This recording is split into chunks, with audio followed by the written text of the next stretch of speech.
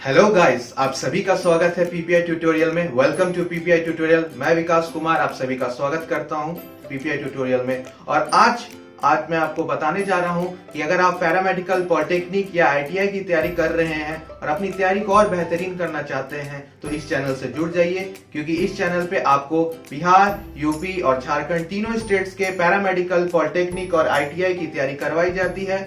और अपनी तैयारी को और बेहतर करना चाहते हैं तो इस चैनल से जुड़ जाइए। और क्लासेस और लेक्चर्स और लाइव टेस्ट और मॉक टेस्ट के द्वारा आपकी तैयारी को और बेहतरीन कराया जाता है। तो अगर आपने टेलीग्राम चैनल नहीं ज्वाइन किया है तो लिंक डिस्क्रिप्शन बॉक्स में है, अभी जाके टेलीग्राम चैनल ज्वाइन कर लीजिए। वहां पे आपको क्लास के नोट्स, पीडीएफ, मॉक टेस्ट और क्लास के टाइमिंग्स और स्केड्यूल सारे टेलीग्राम चैनल पे बताए जाते हैं। और इस चैनल से भी सब्सक्राइब कर लीजिए इस चैनल को, और यहाँ पे बेल आइकन भी दबा लीजिए, क्योंकि आपको हर बेल आइकन के साथ आपको नोटिफिकेशन मिलेगा हमारे प्रत्येक क्लास का। सो इस चैनल से जुड़ जाइए अपनी तैयारी को और बेहतर करने के लिए for Bihar, UP and Jharkhand paramedical, polytechnic और आईटीआई। चलिए अब इस क्लास को शुरू करते हैं। तो चलिए क्लास पे चलते हैं हम लोग, ठीक है। क्लास के बाद अपना कमेंट्स जरूर दीजिएगा फीडबैक में कि आपको क्लास कैसी लगी। चलिए क्लास शुरू करते हैं।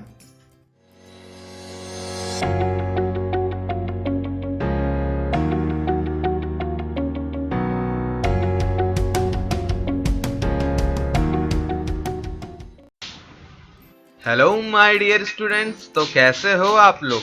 आप सभी का स्वागत है आपके अपने ही यूट्यूब चैनल पीपीआई ट्यूटोरियल में। Welcome to PPI tutorial. और आपने थंबनेल सही देखा है। इस वीडियो में हम लोग डिस्कस करेंगे पैरामेडिकल और पॉलिटेक्निक के लिए वीवीआई क्वेश्चंस जो कि आपके एग्जाम्स में आ सकते हैं। तो इस पर्टिकुलर वीडियो में हम लोग डिस्कस करेंगे कि आपका क्वेश्चंस कहाँ से पूछा गया है। तो ये क्वेश्चंस आपका बिहार पैरामेडिकल डेंटल का मैंने सवाल लिया है प्रीवियस ईयर का 2018 का पार्ट 2। तो इस पर्टिकुलर वीडियो में हम लोग केमिस्ट्री क्वेश्चंस करेंगे, ठीक है। तो आप सभी को करना है, चाहे आप यूपी, बिहार, झारखंड किसी भी चीज़ के हो और तैयारी पैरामेडिकल या पॉलिटेक्निक का कर रहे हैं, क्योंकि सबका सिलेबस सेम होता है। वो क्या है? NCERT। सो आपके लिए भी ये प्रश्न बहुत क्वेश्चंस इंपॉर्टेंट है, वीवीआई है, इंपॉर्टेंट है। चैनल कैसा लगेगा आप ये वीडियो के बाद जज कर लीजिएगा, लाइक कर दीजिएगा और शेयर और कमेंट जरूर कीजिएगा अगर आपको वीडियो पसंद आई। और टेलीग्राम चैनल ज्वाइन कर लीजिएगा, लिंक डिस्क्रिप्शन बॉक्स में नीचे मैंने दे रखा है, ठीक है। पहला क्वेश्चन आपसे पूछा जा रहा है यहाँ पे कि what is present in the maximum amount as an impurity in cast iron. तो कच्चे लोहे में क्या अधिकतम मात्रा में अशुद्धि के रूप में पाया जाता है या उपस्थित रहता है। सो माय डियर स्टूडेंट्स, ये जो बिहार पैरामेडिकल के स्टूडेंट्स हैं, यानी पीएम के स्टूडेंट है, बिहार पीएम के स्टूडेंट्स, तो उनको मैं बता दूं कि यही सेम प्रश्न आपका 2020 के क्वेश्चंस में पूछा था। यानी 2020 का क्वेश्चंस, एक क्वेश्चंस यानी 5 मार्क्स का एक क्वेश्चन कहां से पूछा, तो 2018 के पैरामेडिकल डेंटल का सवाल है ये, ठीक है। जाके 2020 का देखिए, प्लेलिस्ट में मैंने ऑलरेडी सॉल्व करा रखा है 2020 का पैरामेडिकल, बिहार पैरामेडिकल का, और अदर स्टेट्स के भी स्टूडेंट्स जाके देखिए उन्हें, तो क्वेश्चंस किस तरह से रिपीट होते हैं। तो ये 2018 का प्रश्न है जो कि 2020 में पूछा है, सेम डिट्टो प्रश्न है, समझ गया। तो क्वेश्चंस रिपीट होते हैं पैरामेडिकल डेंटल के, ठीक है। तो अच्छे से पूरा पैरामेडिकल डेंटल कर लीजिए और जाके खुद देखिए कि क्वेश्चन सेम है कि नहीं।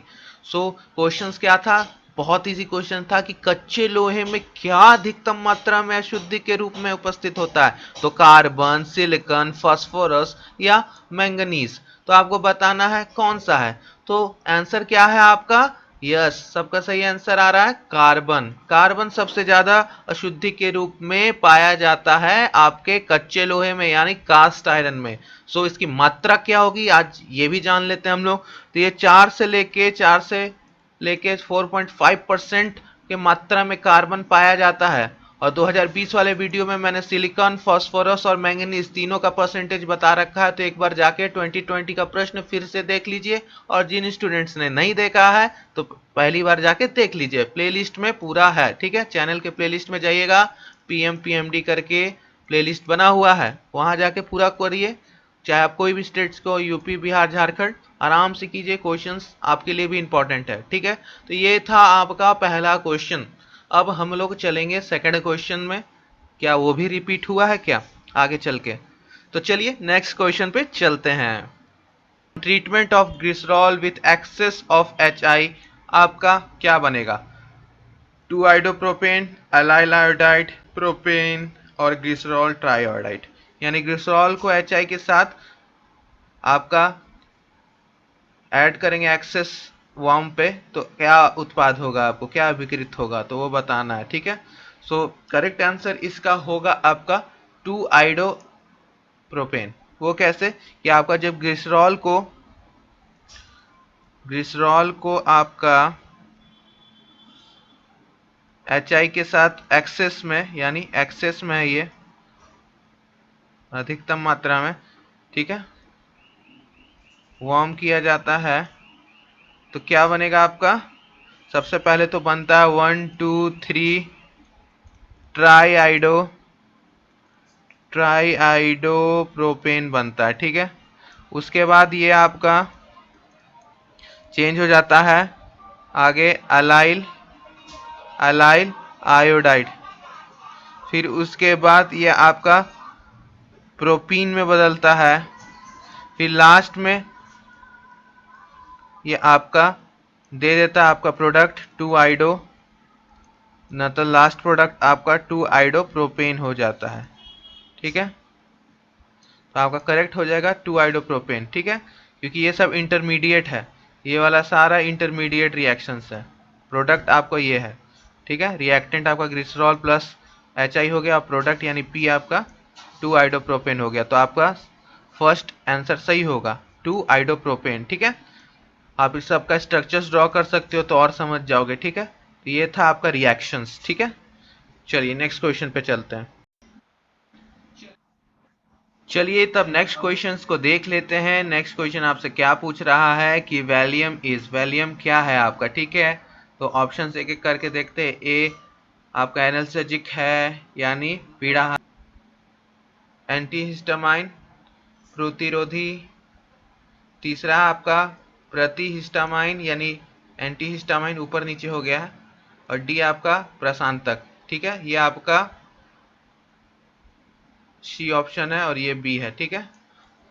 सो आपको बताना है कि क्या है आपका। तो आपका वैलियम को हम लोग एक और अदर नेम से जानते हैं, डाइजेपाम, ठीक है, डाइजेपाम, जो कि एक सिडेटिव हिप्नोटिक है, क्या शांत करता है, एंजाइटी चिंता सबको हम लोगों को शांत करता है, एंटी डिप्रेशन का काम करता है, ये क्या एंटी डिप्रेशन का काम करता है, हमारे CNS यानी सेंट्रल नर्वस सिस्टम को थोड़ा सा शांत करता है और हमें प्रशांतक का काम करता है, ठीक है। तो डाइजेपाम वैलियम एक सिडेटिव हिप्नोटिक्स है, यानी एंटी डिप्रेशन ड्रग है, ठीक है। और ये क्वेश्चन कहाँ से आया है, तो ये क्लास 12th का लास्ट वाला चैप्टर से आया है आपका, ड्रग्स, ठीक है, लास्ट चैप्टर से आया, तो उसको भी चैप्टर को अच्छे से कर लीजिएगा NCERT का, ठीक है। तो ये आपका आंसर हो गया। चलिए नेक्स्ट क्वेश्चन पे चलते हैं। आ जाइए, थर्ड क्वेश्चन तो हम लोगों ने कर लिया, वैलियम क्या था। अब चौथा वाला पे चलते हैं। चौथा में क्या क्वेश्चन पूछ रहा है, तो चौथा क्वेश्चन आपसे पूछ रहा है कि एस्बेस्टोस आपका क्या है, यानी एस्बेस्टोस है एक कार्बोनेट, ऑक्साइड, सिलिकेट या सल्फाइड। आपको बताना है कमेंट करके कि क्या है आंसर सही। एस्बेस्टोस क्या है आपका, एस्बेस्टोस एक आपका सी ऑप्शन करेक्ट हो गया, एक सिलिकेट है, क्या है, सिलिकेट। तो सी ऑप्शन आपका सही हो गया, सिलिकेट। तो एस्बेस्टोस क्या है आपका, सिलिकेट है, तो correct option is your C. चलिए नेक्स्ट क्वेश्चन पे चलते हैं। चलिए नेक्स्ट क्वेश्चन पे चलते हैं हम लोग। नेक्स्ट क्वेश्चन आपसे क्या पूछ रहा है, नेक्स्ट क्वेश्चन आपसे पूछ रहा है क्वेश्चन नंबर 5 की Clemmensen reduction of a ketone is done by. एक कीटोन का क्लेमेंजन अपचयन किसके द्वारा किया जाता है, तो आपको बताना है क्लेमेंजन रिडक्शन में कौन सा आपका कैटलिस्ट यूज होता है, किसके द्वारा कराया जाता है क्लेमेंजन में। आपको ऑप्शन है ए Zn Hg और HCl, Li AlH4 H2 और Pt, और ग्लाइको प्लस KOH, तो ग्लाइकॉल प्लस KOH, तो कौन सा हम लोग कैटलिस्ट इसमें यूज करते हैं, ठीक है। तो ABCD में से आपको बताना है, तो करेक्ट आपका कौन सा होगा क्लेमेंजन रिडक्शन में। तो चलिए पहले मैं रिएक्शंस बता देता हूँ, उसके बाद आंसर। उसको हम लोग जिंक अमलगम बोलते हैं, जिंक अमलगम और एक्वस HCl में। तो आपका ए सही हो जाएगा उत्तर, ठीक है। और माय डियर स्टूडेंट्स, ये वाला प्रश्न आपका पैरामेडिकल में रिपीटेड है, आ रखा है, ठीक है। आप लोग जो कर रखे हो 2010 से 20 तक का पूरा अच्छे से पेपर, उनको पता है कि ये क्वेश्चंस रिपीटेड है। जिनको पता है यस टाइप कर दीजिए तो लाइव चैट में। ये क्वेश्चंस क्लेमेंजन रिडक्शंस पे पैरामेडिकल में भी पूछ रखा है, एक बार यस टाइप कर दीजिए लाइव चैट में, ठीक है। तो यस टाइप कर दीजिए। अब देखिए यहाँ पे क्लेमेंजन रिडक्शन क्या है, फिर से एक बार बता देता हूँ। पिछले वीडियोस में मैंने बता रखा हूँ। क्लेमेंजन रिडक्शन में आपका ये हो गया, ठीक है। इसमें हम लोग Zn और Hg यानी zinc amalgam plus aqueous HCl डालते हैं तो आपका रिडक्शन हो जाता है। क्या बन जाता है ये आपका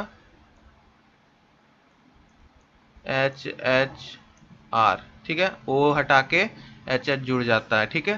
तो ये आपका रिडक्शन हो गया।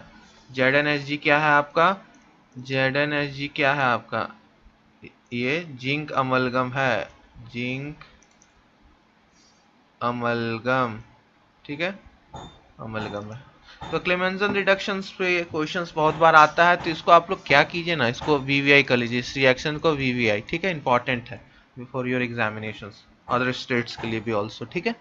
तो चलिए नेक्स्ट क्वेश्चन पे चलते हैं।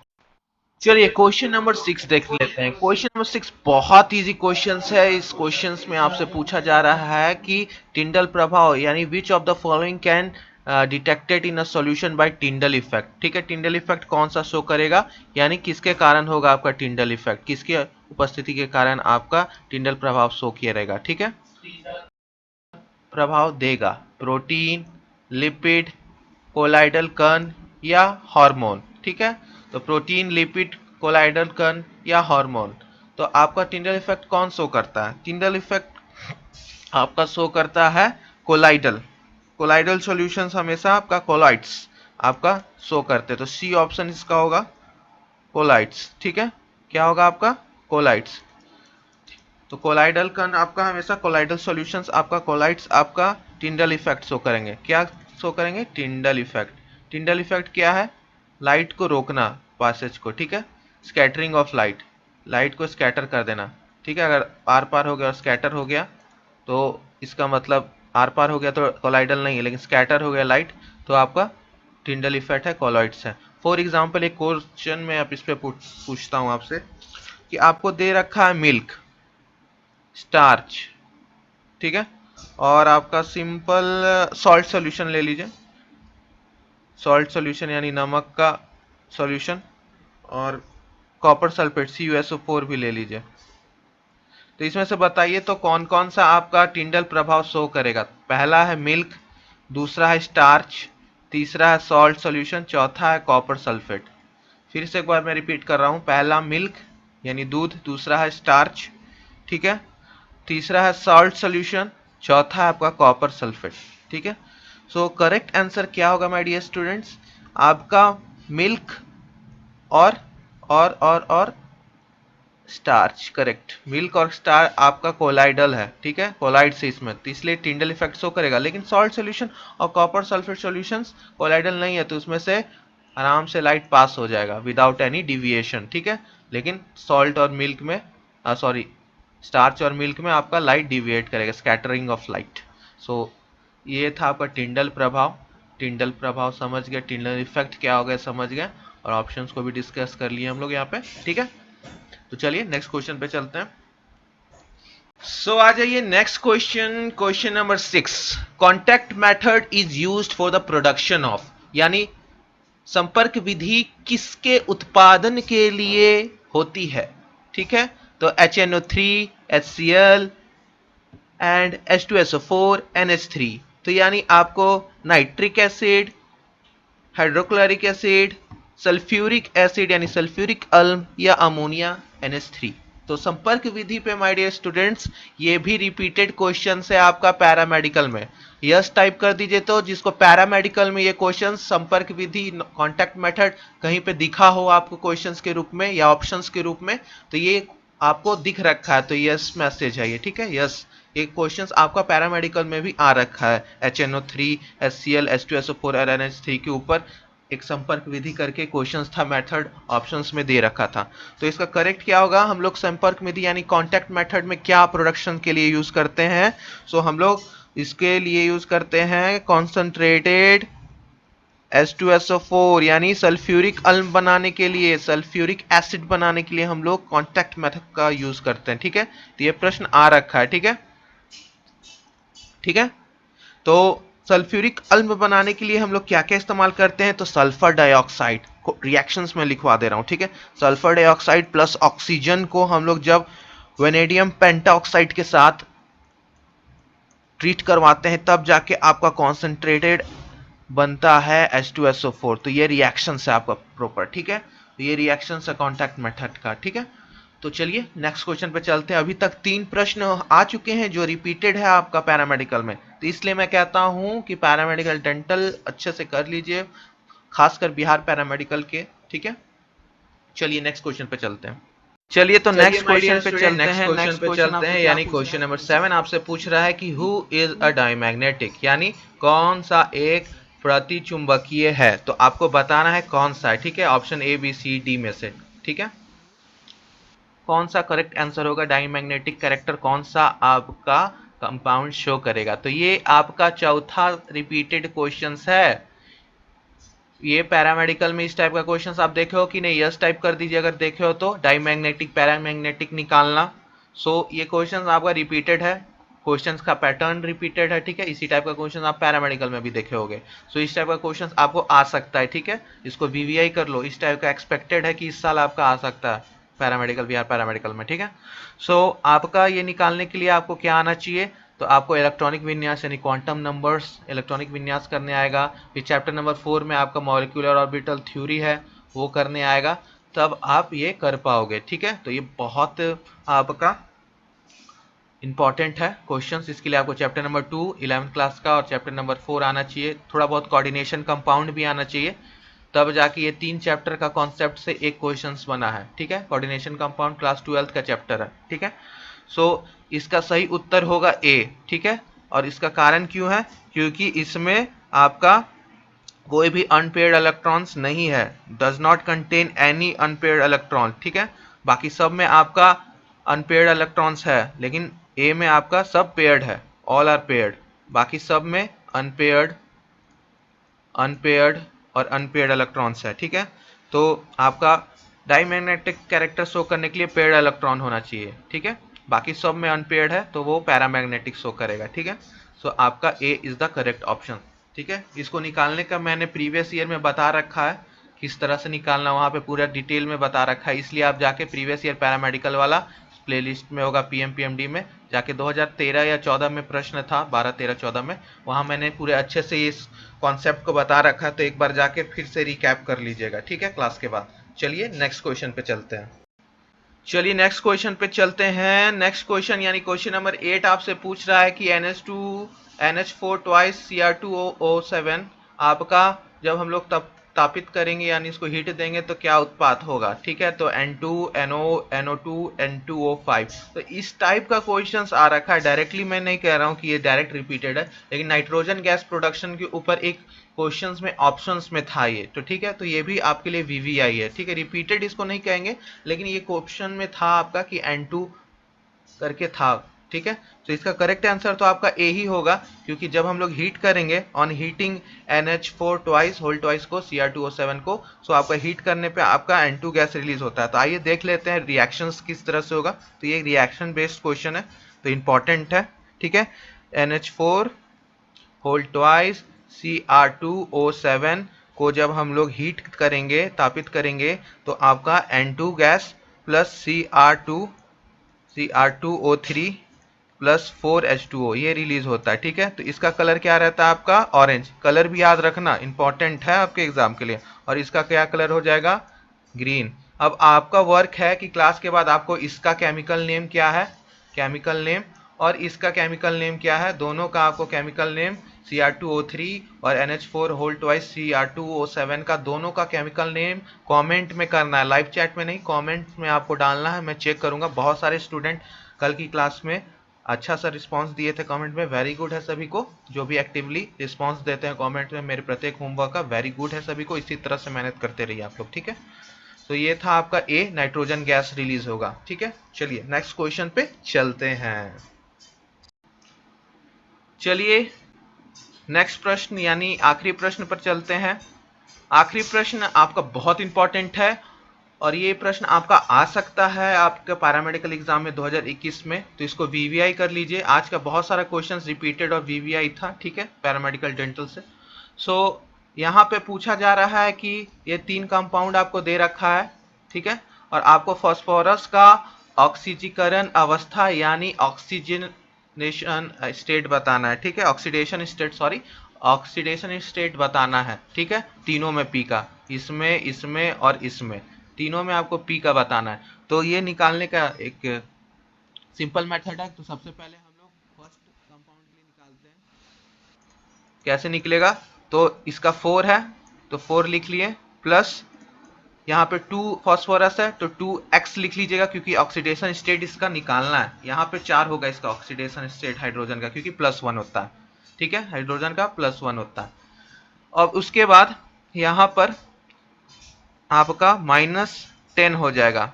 कारण क्यों है? क्योंकि आपका ऑक्सीजन का क्या रहता है, -2 ऑक्सीडेशन स्टेट, तो 5 है तो 5 इंटू -2 हो जाएगा, ठीक है, तो 10 हो गया। तो टोटल आपका कीजिएगा तो आपका x क्या आएगा, 0 के बराबर, ठीक है।